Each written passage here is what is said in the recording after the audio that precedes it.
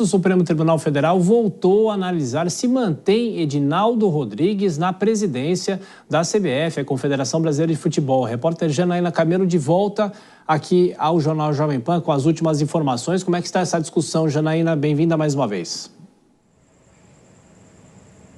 Pois é, Thiago, o que está em jogo aí, sendo analisado, é um termo de ajustamento de conduta que foi firmado entre a CBF e o Ministério Público do Rio de Janeiro lá em 2022 para fazer valer a Lei Pelé com novas regras para eleições de presidente e vice-presidente da CBF.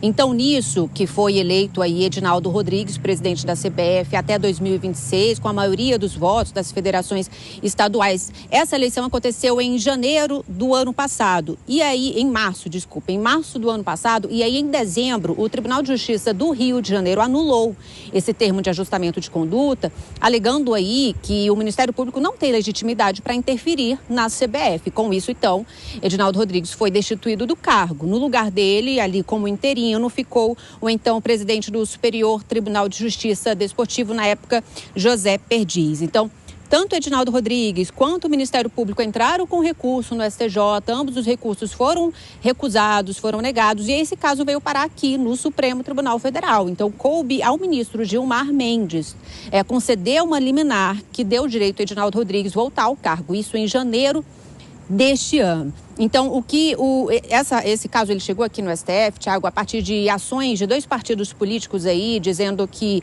a anulação desse termo acaba aí contrariando a autonomia de entidades políticas e também podendo atrapalhar competições importantes. Então, o que o plenário do Supremo está fazendo agora é discutindo se a liminar do ministro Gilmar Mendes deve ser confirmada pelo colegiado e também discutindo a celebração aí de um novo acordo, de um novo termo de ajustamento de conduta entre entidades esportivas e Ministério Público.